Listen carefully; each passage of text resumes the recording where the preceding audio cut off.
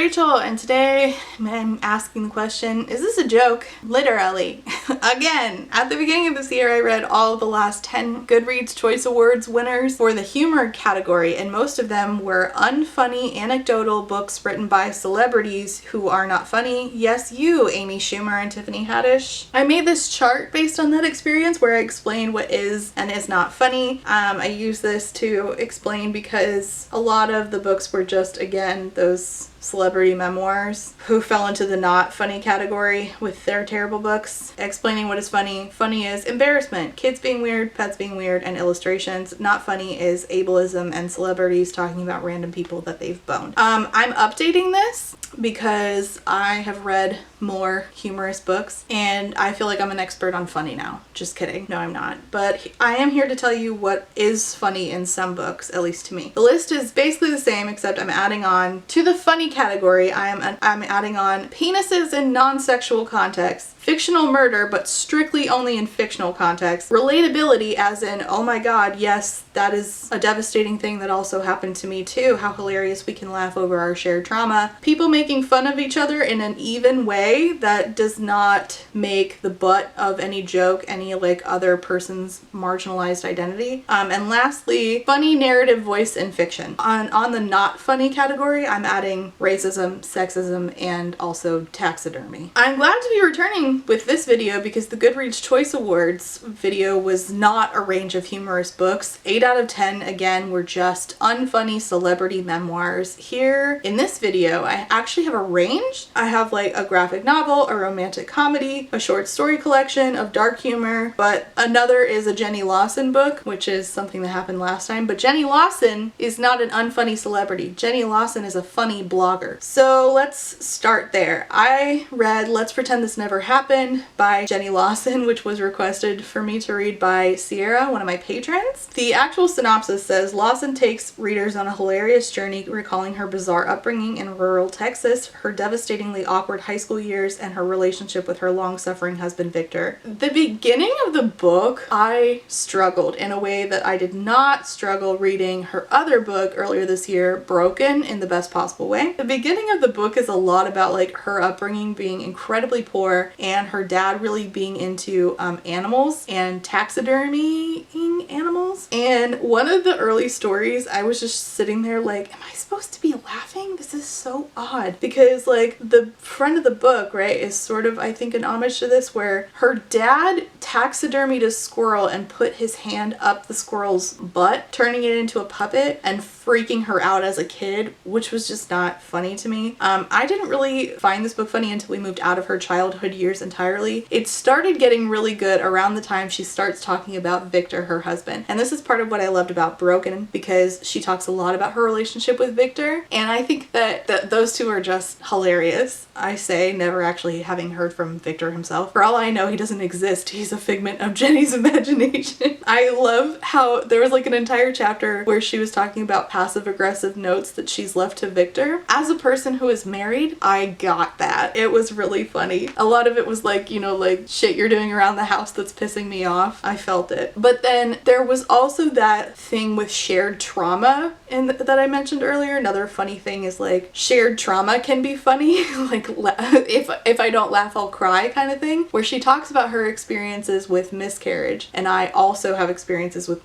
miscarriage. I had 2. She talks about how her miscarriage made her OCD worse, and I was like, Jenny, same. Everything she was saying, it wasn't that it was like hilarious, haha, funny, but there's something very humorous about understanding each other because of shared trauma that you can't help but laugh. So her talking about how she's like doing all these ridiculous compulsions because if not, then, you know, miscarriage will happen. I felt that. My miscarriages fucked me up, especially with my OCD. I mean, the tapping. So like Jenny understanding that, something about that, even though this is like a very sad thing, I understand it being in a book, a humor book, because I just get it, and it felt very cathartic. So I appreciated that. But then there was also just like funny shit where she was talking about like having a job where she was working in human resources, and and she would have a report of like men using their work email to send dick pics, but she has to ask, like, when she finds out about it, she has to take the picture and show it to the person and be like, is this your penis? And she talks a lot about having to ask the question, is this your penis? And that was so good. That was so funny. I didn't like this as much as Broken because Broken made me laugh out loud in my nail tech's face, which was incredibly embarrassing. But Broken was like funny from start to finish, 5 stars, whereas I was not laughing with this one until way later in the game. So not my favorite from Jenny Lawson that I've read so far, but a solid book once you get past her childhood years and the, you know, taxidermy squirrels. The next one I read is another patron request. Lex from My Therapy Bills patrons asked me to read An Elderly Lady is Up to No Good. This is a Swedish book about an old lady who is in fact up to no good. I didn't know what kind of no good she was getting up to. And then when I figured it out, I was like, oh no, oh no. This is about Maud, an 88-year-old Swedish woman with no family. She's lived in the same apartment her whole life. She doesn't have family, she doesn't have friends. And the synopsis says, no family, no friends, and no qualms about a little murder. And this is by Helene Tursten, and it's a short story collection about Maud getting up to no good. And by no good, I mean multiple murders. So you experience 5 short stories of her. An elderly lady has accommodation problems, an elderly lady on her travels, an elderly lady seeks peace at Christmas time, the antique dealer's death, and an elderly lady is faced with a difficult dilemma. And the rest were just okay after the first one, but that first one was so good. The first one, the elderly lady has accommodation problems one. The accommodation problems in question are her apartment. She's lived in that apartment her entire life, and she can't stand her neighbor who clearly wants her out of her apartment and thinks that Maud is too stupid to see that, like, she's trying to manipulate Maud out of her apartment. And this is but one person in the short story collection who annoys Maud, and Maud is like, you gotta go, I can't stand you. And it's funny, and it's like ridiculousness how, like, when we picture somebody who regularly murders, we are not picturing a nearly 90-year-old woman. First one was the best. The rest I thought were just okay.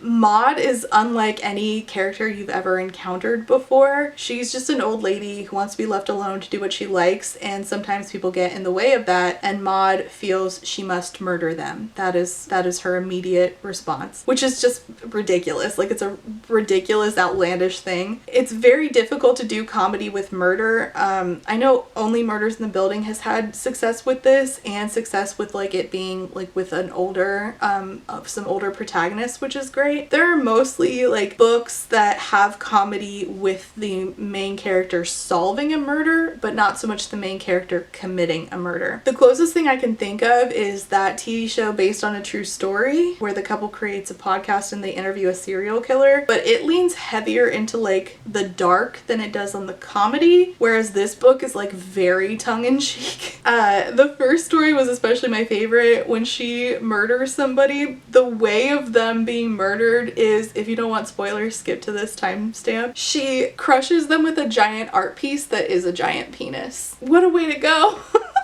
Unfortunately, the rest of the stories just didn't top that for me, and though I did like hearing more background on Maud and like other murders that she committed along the way to getting where she was, I just didn't feel like they topped that first story with the giant penis murder weapon. So 3 stars. I thought it was fine. The next one is fiction, and I don't typically read comedy in fiction, so this was fun. It's called The Perfect Crimes of Marion Hayes. Marion Hayes, the Duchess of Clare, just shot her husband. Of course, the evil, murderous man deserved what was coming to him, but now she must flee to the countryside. Unfortunately, the only person she can ask for help is the charismatic criminal who is blackmailing her and who she may have left tied up hours before. A highwayman, a con artist, an all-around cheerful villain, Rob Brooks is no stranger to the wrong side of the law or the right side of anyone's bed. He never meant to fall for the woman whose secrets he promised to keep for the low price of £500, but how could he resist someone who led him on a merry chase all over London, left him tied up in a seedy inn, and then arrived covered in her husband's blood and in desperate need of his help? As they flee across the country, stopping to pickpockets, drink to excess, and rescue invalid cats, they discover more true joy and peace than either has felt in ages. But when the truth of Rob's past catches up to him, they must decide if they are willing to reshape their lives in order to forge a future together. This was requested by another one of my patrons, and I cannot thank you enough. I know that I already said this in DMs, but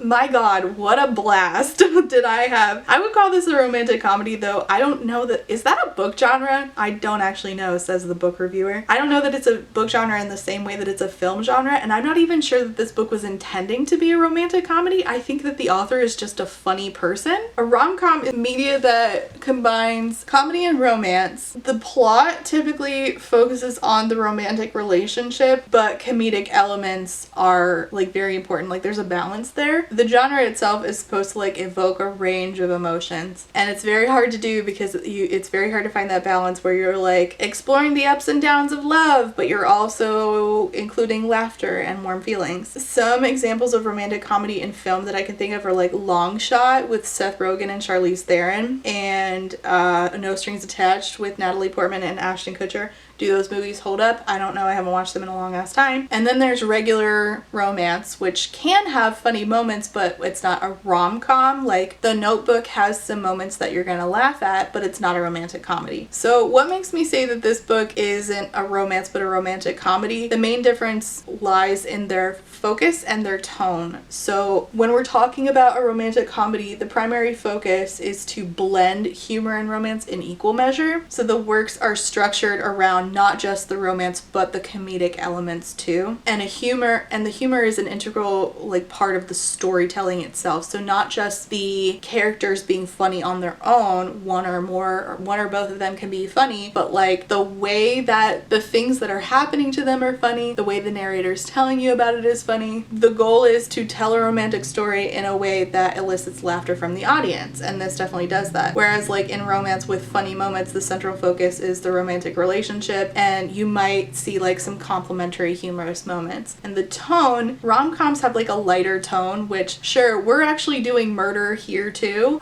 fictional murder again, and it's very light in tone. Like despite the fact that people are getting killed off, it's still lighthearted. So in a traditional romance, these are moments that would be like very serious, but the tone is completely different. You're supposed to be laughing. So like if we did a murder in a regular romance book or movie, it ceases to be just like a regular romance because we're gonna have to figure out what the tone of that murder and how the audience or how the characters are dealing with it is, and that's where it goes from either like we're into dark romance or now we're into rom-com. And even the structure itself of romantic comedy is different. The romance is a plot beat, but so are the comedic moments. And like resolution of conflict tends to be more upbeat in a romantic comedy, whereas in a romance itself it tends to be more dramatic. Now the book itself, the reason why I think it's a romantic comedy is it's so fucking funny, not just from the characters themselves who are funny, but the narration is funny. Everything it's telling you, every moment is just fun. It's just quirky and upbeat and designed to make you laugh at any situation.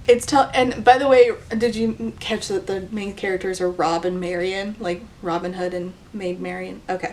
The first lines of this book are talking about Rob, who is a thief, but he's like, like, how dare you? I am just doing the right thing. Like, and it's saying like, yeah, he stole those horses, but he did those horses a favor. So he finds out that this woman Marion is married to a guy who is already married, and he's like, hey, and he sends her a letter, and he's like, I am blackmailing you about this information. Give me 500 pounds. And she immediately, instead of being like, okay, yes, don't let it get out, is like, fuck you, man. And she's like, you must be a man accustomed to having his statements believed, much like the rest of your species. And I was like, oh my god, she just verbally punched him in the face. Do it again. And when she signs off her letters, she says, your mortal enemy Marion. I love her. By the way, they are both bisexual. I just want to throw that in there. And when he responds, he's like, wow, bold of you to suggest I'm a gentleman. And I'm like, oh my god, they're verbally sparring through letters it's my favorite thing. And she had cited like Dante's Inferno to him, and he's like, I don't know who Dante is, but feel free to educate me. And he had tried to extort her out of 500 pounds, and she's like, oh, okay, I'll gladly educate you on that. My fee is 500 pounds. And I was like, I love them. I don't need to read anymore. I'm in like chapter 1 and I'm obsessed with these people. But it was just damn cute. However, I was pleasantly surprised, and I'm shocked to say this book has great sex scenes. I'm not saying good sex scenes, great sex scenes. However sex scenes are supposed to be written according to me, this book is the blueprint. He likes to be topped. I'll leave you with that. But on top of that, she is a mom with postpartum depression who experienced what I think was marital rape, and she has a hard time bonding with her daughter over that. And I appreciated that we had that conversation of, you know what, I don't know if I'm ever going to be able to bond with my daughter in the way that other parents bond with their kids, but I care about my kid and I'm going to surround her with people who do love her, and for now that will have to be enough because I have a lot of trauma where she's concerned. And I was like, damn, like as a person who experienced postpartum, that meant a lot to me. So good sex scenes. I think this has a really good understanding of what it means to be a mom with postpartum, but that, you know, that wasn't the main focus, and we did that in a way that I felt like didn't take away from the rom-com aspect. And I loved the banter between the two of them, but the narration itself was funny. And also Rob likes cats, and both of them are bisexual, and he likes to be topped. So I just feel like this is a fantastic book. My only complaint is I forget what the plot was. I don't really remember because I was not even there for the plot anymore, and when it was happening I was losing like who was who and what we were supposed to be paying attention to, because I was so wrapped up in Rob and Marion and their relationship, which never happens to me. And I am a plot girly, so that was like a little, I wish I did remember it, so I gave this a 4.25. But, and also the pacing was pretty, wow, this was a long one for what it is. However, still a solid book. Still a solid romance book that I highly recommend. It's also perfect for Christmas time because this happens around Christmas time to them. It's just damn cute. This is historical fiction. Did I mention that? Historical rom-com. It's damn cute. It's technically the second in the series. You don't really need to read the first one. I just jumped right into this one. I recommend it. I think if you like romantic comedy, you're gonna like this. A lot of my friends are really gonna like this book when I force them to read it. Okay, last but not least, definitely not least, shout out to Penguin for sending me this. I love Huda Family. I am obsessed with Huda Family's work. I have read everything except Yes, I'm Hot in this. Huda Family is a Muslim woman who creates her own graphic novels based on, not, these things didn't exactly happen to her, but based on her experiences growing up with her mom, dad, and several sisters. This one is about Huda, this version of herself, going on a trip from Michigan with her mom, dad, and her sisters down to Florida to visit Walt Disney World. Oh my gosh, you know what? The last time, was it the last time I went to Disney? One of the last times I went to Disney, I went with my friend Minna, who also came down with her mom and dad and brother, and I met her there, and like Huda meets a girl who she like kind of wants to be friends with, who's like bookish, and they talked about We Hunt the Flame. Oh my god, was I Minna's version of Kylie? Here's me and my friend Minna. She has a bookstagram. Highly recommend you go check her out. We love Minna here. Okay, so Huda F. Cares is, I really like Huda Family's books. Her other one is Huda FRU, which is just like her experiencing school and learning more about her faith and religion and her family and her relationship with her mom. And then That Can Be Arranged is her other one, where she talks about her meeting her husband and them arranging their marriage, and it is so cute and so funny. I have laughed out loud at every single one of Huda Family's books. They're so funny. They also get banned. There is a county here called Clay County here in Florida that just outright bans books for no reason. There is no reason to ban a single Huda Family book at all. There is nothing inappropriate in these books at all. The only reason they get banned is because Huda Family is Muslim and Clay County, Florida fucking sucks. It's very relatable in like that age where you want so badly to to be away from your siblings and away from your parents, and also like you're trying not to get in trouble, and also your siblings and you are like constantly bargaining with each other, trying to like not get each other in trouble. There was one moment though, and this was so cute. This version of Huda, she goes to Disney World and she meets a girl there named Kylie, and they're talking about books, and they bring up We Hunt the Flame, and I thought that was so cute, and they're both like goo-goo-eyed over Altair. Oh my gosh, it was so cute. Like I think this is so perfect for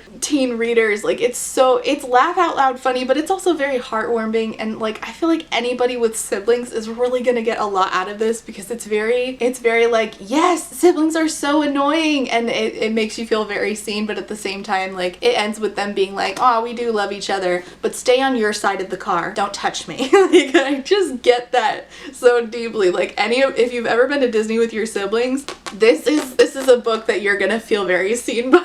And if you have strict parents, again, this is a book you're gonna feel very seen by. But also I think that she just packs in a lot of like very important coming of age moments around the humorous bits, and her art is so good. I know I talked about Huda in the last video too. I love her so much. So if you want to, oh my god, Hafsa Faisal also blurbed this book, and her book is talked about within it. Full circle. I think that if you need something that is quick, easy to digest, heartwarming, but also going to make you laugh out loud, this is the way to go. They do have these, her other books at least on Hoopla. Highly recommend the other ones too. I don't know which one is my favorite anymore. I think that Huda FRU probably made me laugh out loud the most times, but maybe, I don't know, it's hard to say. I love them all. So this is her newest one. It just came out. I highly recommend this. So that's it. Those are the funny books that I have. End of the year wrap up for you. It went better towards the end of the year than the experiences at the beginning of the year. I just don't think that celebrity memoirs are funny. Like this is a fictionalized, like Huda F Cares is a fictionalized account and like exaggerating, and again like illustrations are on that list of things that I think are like inherently funny. There's something about like exaggerating things through art that really makes them hilarious. Really look forward to whatever else Huda Family releases, because she really knows how to nail that in a way that like celebrity memoirs make so incredibly boring. So alright, well that's it. That's the funny books. Thanks so much for watching. I hope you enjoyed. Leave your comments and questions down below. Let me know what the funniest book you read this year was, and I'll see you next time. Okay, bye. Hello.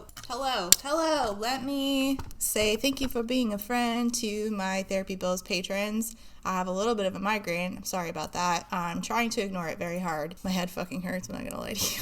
Okay, so I have to say thank you for being a friend to my Therapy Bills patrons, and those are Alexander, Allie Magpie, Brittany Bobitney, Cami, Chris, Claire, Des Roberts, DJ Rocktopus, Ellie, Emperor's New Blues, Aaron, Eric, Harley, I'm Not Creepy, You're Creepy. Who changed their name on here to I'm Not Creepy, You're Creepy? Which one of you did that? Jack, Johnny, Jill, John E, Kaleno K, Casey McKenzie, KW, Caitlin M, Quinn, Lady Kittybug, Lex, Alice, Rain, Reese, SJ, Samar, Scarlett, Shiny, and SMK.